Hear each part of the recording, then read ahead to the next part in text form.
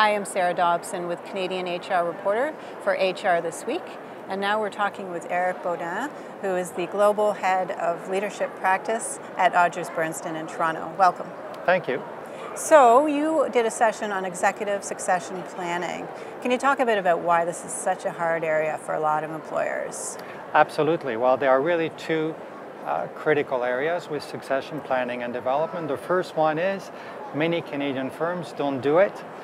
We find that about 33 to 40% of Canadian companies, and the same is true in the US, have succession planning and development in place, and the rest just don't do it or do a little bit of succession planning and assessment, but don't see it through. So there's a big gap in terms of the number of companies that don't have succession plan, that don't practice assessment and executive development, which creates big issues when there are CEO transitions, like the one we saw at CIBC this year, for example, with Jerry leaving and nobody being ready for the transition until they found somebody internally 6 months later.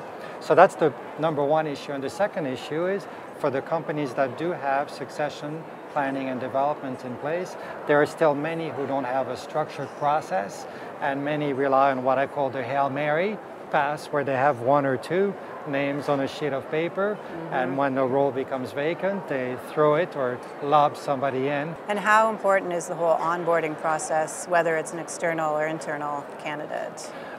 Extremely important. We're finding that not only externally, but also for internal promotions, onboarding an executive is really critical, and there are many more firms and executive coaches like us who are getting involved in supporting executives for the first year or year and a half. And typically onboarding used to be better known as the first 90 days because of the book. And really, when you think about an executive role or a CEO role, it really needs to be, they really need to be supported for the first year in a new role. And we're spending a lot more energy, and organizations are investing a lot more to make sure that their executives are successful in their first year. Okay. Well, and then finally, looking ahead, any changes you foresee in the area of executive succession planning? I think this will become much more commonplace. I foresee that we will be in an environment 5 years from now where the 33% of organizations will be those that don't have any form of succession planning and development, and the great majority of companies, large, medium-sized, in Canada, will have much more formal processes in place.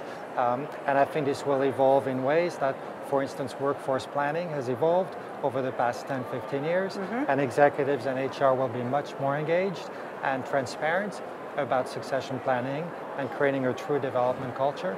Okay, encouraging. All right, Let's thank hope so. you so much. You're welcome, thank you.